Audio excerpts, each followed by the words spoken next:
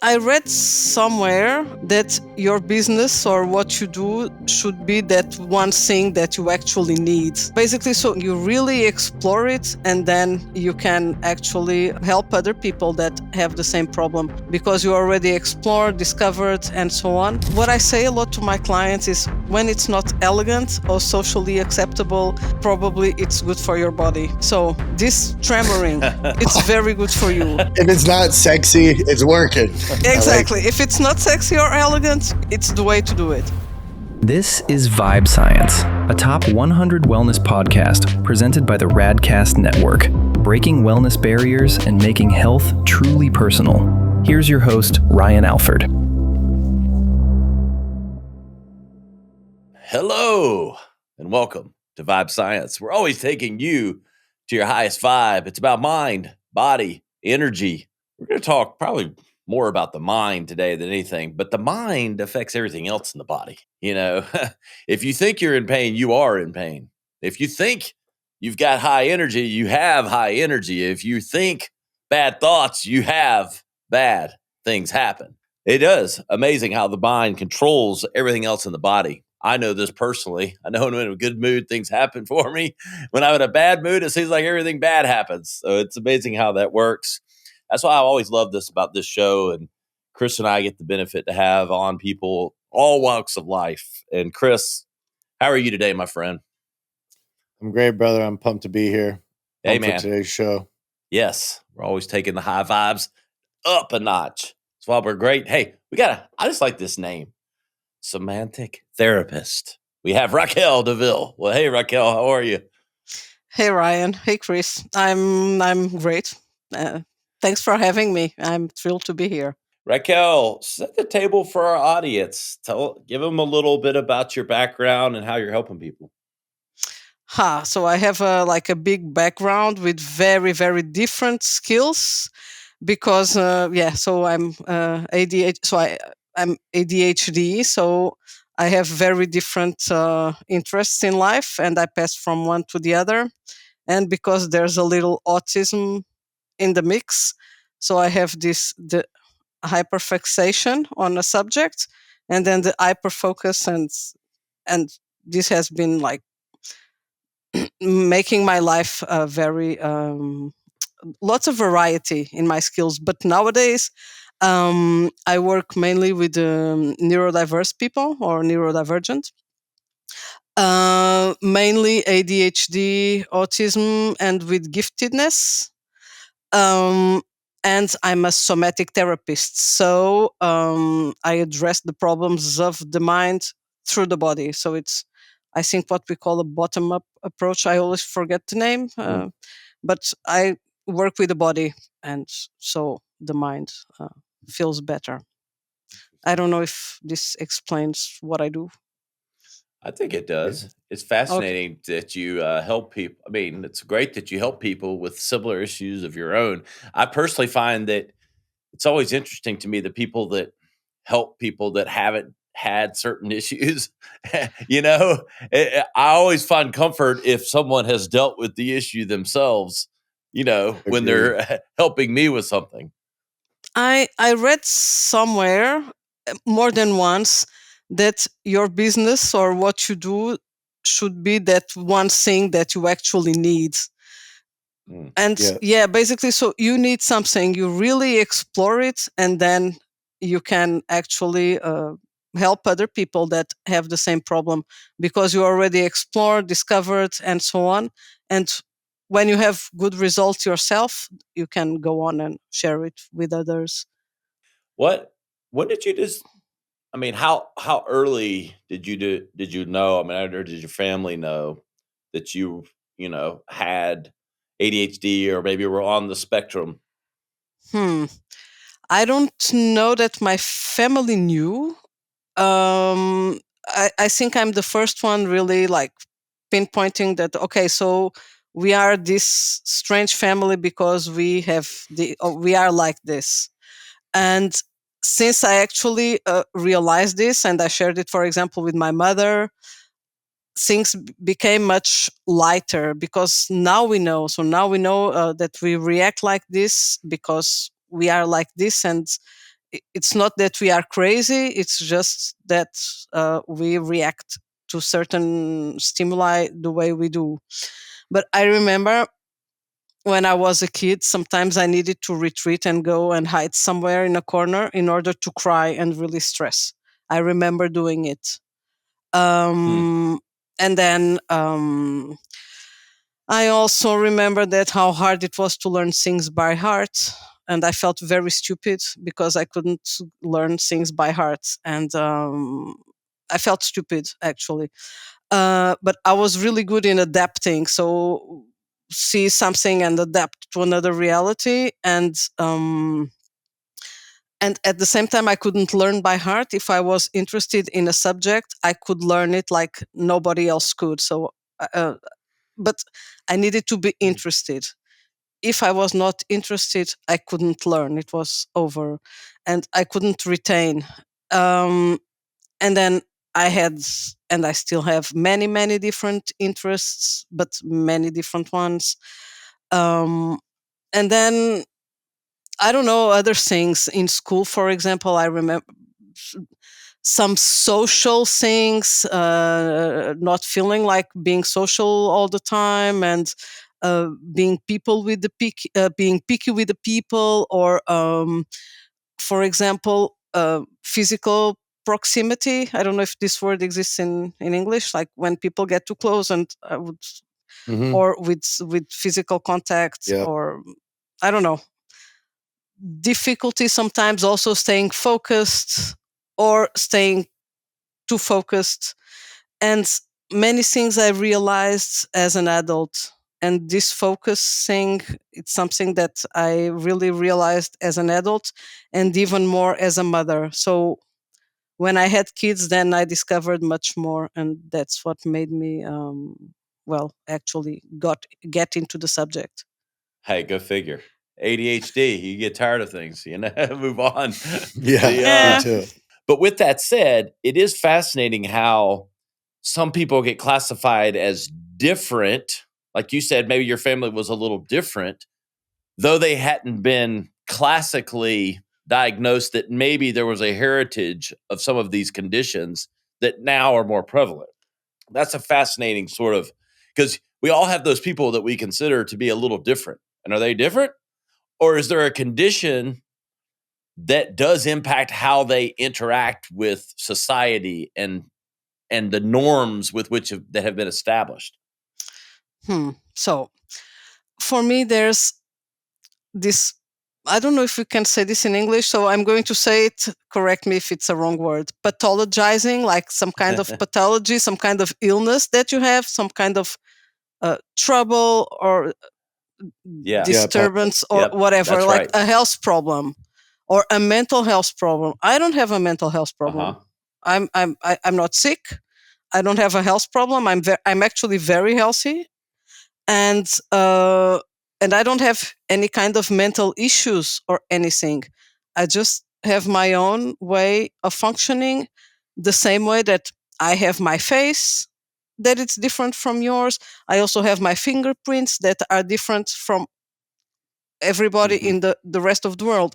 What I do believe is that the same way we have our fingerprints and the teeth also, we also have our way of functioning, and everybody is different. So, and some people, like, Mhm. we look more the same, um, or more similar to some kind of people. We function in a similar way to other people, and then, well, neurodivergent people, that I don't even know if it's a thing or it's just different way of functioning.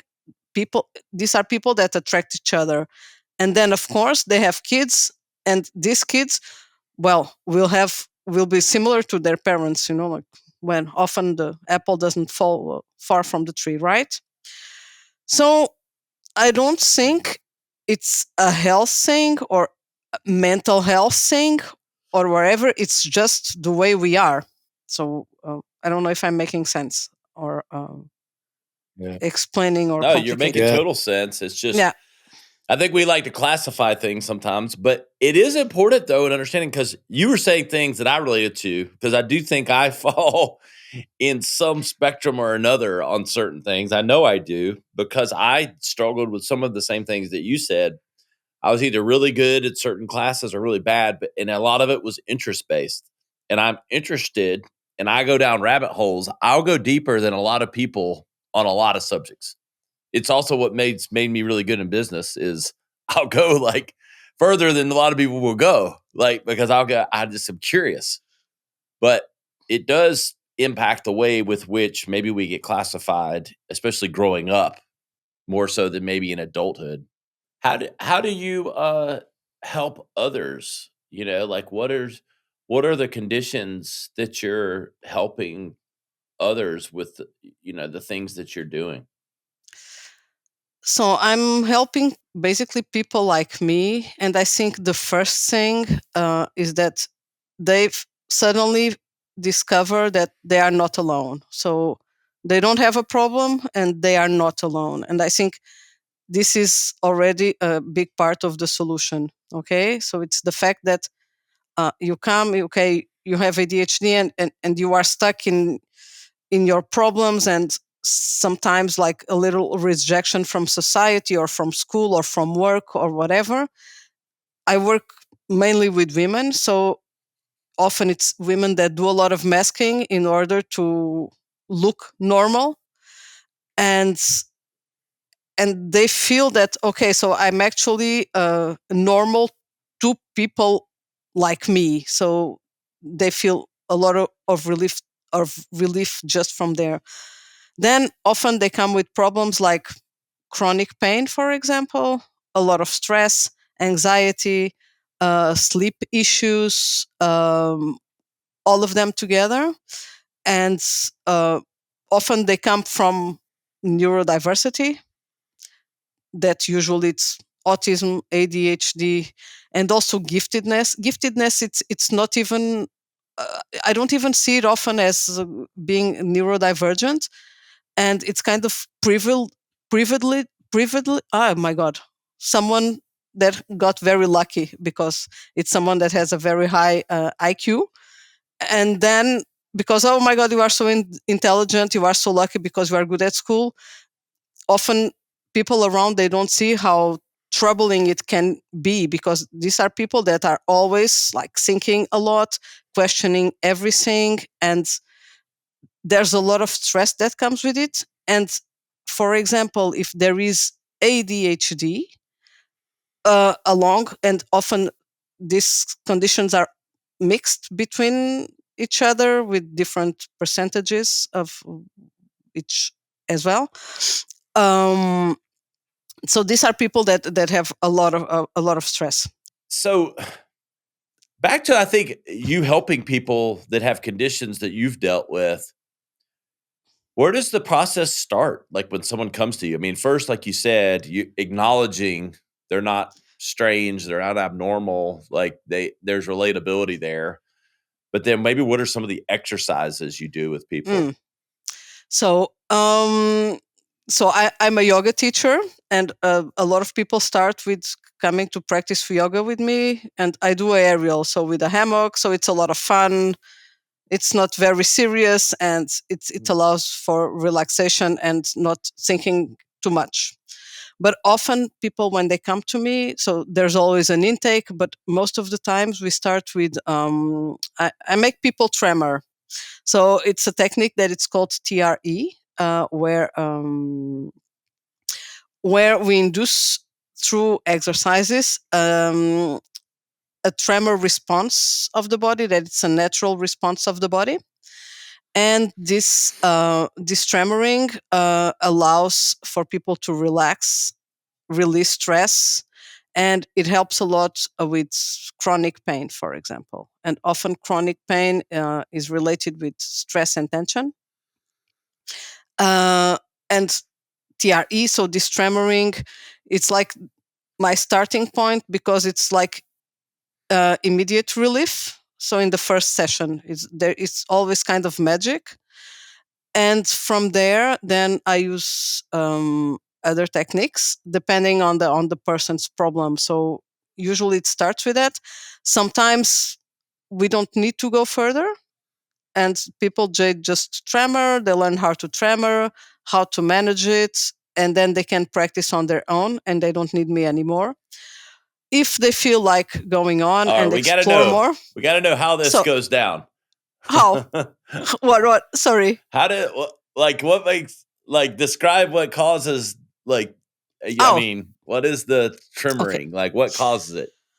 So when you have a stress, okay, so before I start the explanation, there's a video on YouTube of an impala tremoring, and you can check it out. So you can see the impala tremoring. So it's the same reaction that we have.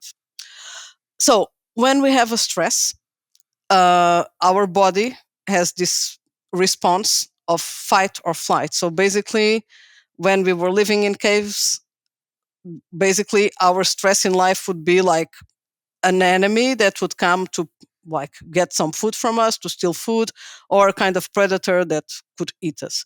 So basically we had either to fight or to flight. Okay, so this is the fight or flight response. And our body, in a case of stress, gets ready for this. So there's a lot of different reactions going on for the body to respond with a very powerful movement of fighting or running away. And when this happens, all the reaction and the chemicals released in the body are released through this movement. However, our autonomic nervous system that manages all of this, so this is very fast what goes on, and it's all automatic. But if the autonomic nervous system estimates that we risk more our lives by fighting or fleeing, it will make us freeze. So it's the freeze response. So where we just don't move, different things can happen with the freeze response, but basically we don't move.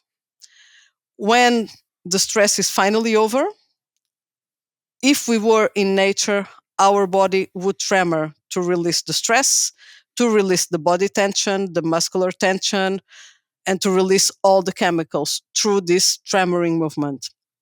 However, this is not very well perceived in our society. So we tend to never let the body tremor. And when we have a stress, so for example, we are in school and something happens, so a teacher gets angry with us, we get punished for something, so it's a stress situation, but we can either fight or go away, run away. So we just stay there, like froze, and we don't release because we don't tremor. So even if the body starts somehow shaking, we stop it. And we do this for our whole lives. Our parents probably stop the tremoring. So we don't, this response, we have it. Most of people already felt it, but we tend to stop it. So what we do with TRE, it's to induce this tremoring back through exercises, okay, that create tension in the body. And then the body tremors and releases the accumulated tension and stress and trauma. I feel like I had this with breath work before, I think. Where I felt It's my possible. body just almost like I went into a trance and I would start shaking a little bit. But I know the feeling you're talking about. I mean, and I've definitely been in those situations you don't have a choice but to like bottle it up, right? So essentially, anytime you're in that fight or flight, you're bottling it, and our body is holding it and storing it until you can come and induce a tremor response to shake it out. Because I've heard people have showed me videos of dogs where they wake up and they kind Exactly. of shake. The first And I've time heard I saw people say someone, we should be doing the same thing when we get out of bed. yeah, but so Go before we ahead. started, and Ryan was saying that his leg was shaking, and he was looking, and the leg was shaking. Still is. That's the thing. So, and when I told you, okay, if your leg is shaking, just go ahead and. So when the leg shakes like this and the foot, even if it's annoying for the people around you, and it is, you can l- let it go because your body is releasing, and the body is doing that because the body needs to do that. And the interesting thing for me with TRE is that actually the body does what needs to be done, and the mind does not interfere. And it's an involuntary movement, so it's funny that the first time it's very interesting because the body starts shaking and it's not me, it's just the body that it's doing that, and it allows to release a lot of tension. So I often start with this because people can, there's a lot of release, a lot of relief as well, and it's very fast, and it's something that can be done without a therapist. And the thing is that it allows also for the person to feel comfortable with this tremoring response. So when this tremoring response appears with another technique that I use, like somatic experiencing or brain spotting, the other two techniques I use a lot, it's just normal. So the person already experienced it with the TRE. So now this tremoring, when it comes in a session of somatic experiencing, for example, it's welcome and the person feels comfortable with it. And the release of that tremoring that shows up in a session using another technique, it's very, very powerful because it's not induced as in TRE. It comes with something else. So it's like the completing of a stress response that wasn't completed and, ended up creating some kind of trauma. I feel like I really understand this more after having done psychedelics, to be honest with you.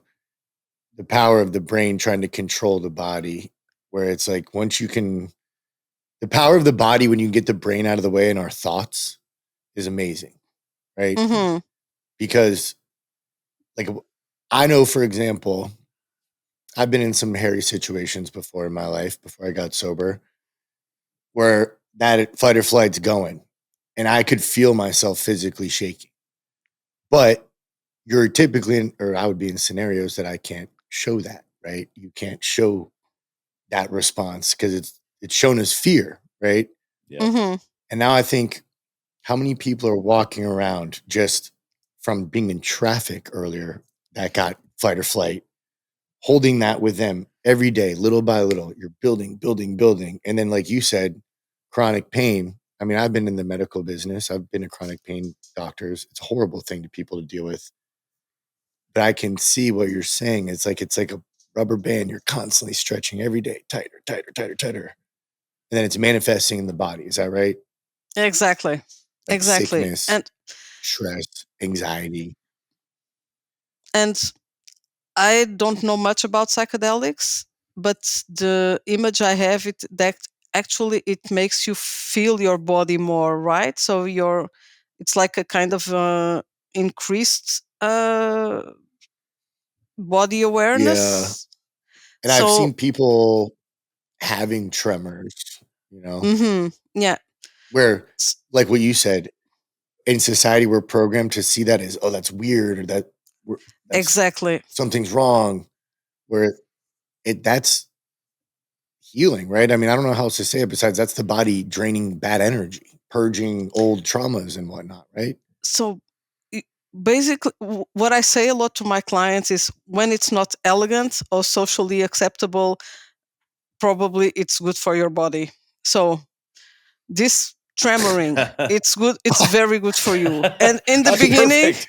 If it's in the not beginning, sexy, it's working. I like exactly. If it's not sexy or elegant, it's the way to do it. So this you're tremoring, on the right it's path. like, oh my Yeah. God, that's not acceptable. Well, after you tremor a couple of times, you don't care anymore. Just, okay, so my body's tremoring, it needs to tremor, all it's good. And you just do it, it comes really fast. You can also I stop have it the if you need perfect it. marketing name for this. Mm, Shake it till you make it. exactly. No, but Yeah. there are the other It's not fake things. it till you Shake make it it. till It's you make shake it, it till you baby. make Shake it. to make. But there are other things, and people actually retain. So when for example, you are tremoring and you start to relax, and often your digestive system starts to express itself, like by doing some noises. It's working. Yes. It's perfect. Or you start yawning, and sometimes you start yawning like crazy. It's all good, not elegant. We don't care. And then sometimes people, when they have some kind of release, they uh, burp when you, I don't remember how you say it. So when you burp, when there's air coming from your stomach, but from the mouth. Not elegant, very healthy. Also a sign that your body is releasing. And my clients get extra points for farting. It can also happen. Not elegant, very not well perceived in society. However, so good for the body. Chris is going to win the contest. Yeah, so good for the body. Yeah. That said, I never do it. But it's true when You it's need to not get this elegant. into modern medicine ASAP. So basically, not elegant. It's good for you. Honor the body. Yeah. Always, The gas. always. Shake Yes. it till you make it and pass that gas. Man, I hope you love have it. some scented candles in your office, Raquel, or something, you know? Do you do this online, Raquel? I do this online. It works really well. Yeah. And guess what? So it's like I love that. Get So- it that way. among the different yoga styles, there's Yoga Nidra. And Yoga Nidra, I resisted it for a long time because you just lay down and you stay there laying down, and I tend to fall asleep. And when I fall asleep, I snore. So I just do. And I resisted for years and years. I didn't want to do it in public. And I was so happy with COVID because finally I could do it online and nobody could hear me because I can mute myself. So I started Yoga Nidra, the best one. It's great practice too. And so all these noises online, I hear them less. So it's safer It's amazing. for people that might be shy about this kind of body reactions. Raquel, where can people that are listening learn more about you and potentially work with you? So basically, I'm online like most of people. I have a website that it's called encore.be, but this encore is ENCORPS.be. So it's .be for Belgium, but with my name, they can find me on the Facebook, Instagram, and LinkedIn. So it's probably the easiest way. And and that's it. So Encore is my framework, and it means embodied. So it's a French word made up that doesn't exist, but that means embodied because the literal translation, it's not a beautiful Cool. word. Yeah. So it's encore.be. Cool name. And I have a book called "It's We'll Not Your Period." have all of that in our show notes. Yeah. So, and it's free Yes. for people listening to the podcast in the first first 2 weeks. Yeah. That's excellent. We'll have all of that in the show notes for this episode, and we'll make sure we get those links from Raquel and her team. And we really appreciate you for coming on. And I'm fascinated by the tremoring thing. And I might try to hold the gas, but the tremoring, It doesn't always happen, like yeah. But if it does, it's a great thing. You never know. Yeah, it's a good sign. But that's a It good means sign. you're doing it right, Ryan. Ryan is right. Yes. Yeah, but it does not happen that often. It happens from time to time. But it's a great thing when it does. Therefore, the extra points. So because it's not that often. Yeah. Raquel, we really appreciate you for coming on. Thank you for having me and for inviting me. Of course. I really had fun with you. We had a lot of fun. We appreciate Raquel for coming on. You know where to find us, vibescience.com. You'll find all the highlight clips, the full episode, and links to all of Raquel's information. And you can reach me and Chris on social media. For Chris Hansen in Miami, I'm Ryan Alford coming to you from Greenville, South Carolina. We'll see you next time on Vibe Science. The content discussed on this show is provided for reference and educational purposes. The content is not an attempt to practice medicine or provide specific medical advice. Always consult your personal physician for medical advice and proper diagnosis. Thanks for listening. This is Vibe Science. To learn more or watch full episodes, visit vibesciencepodcast.com. Here's to discovering your highest vibe.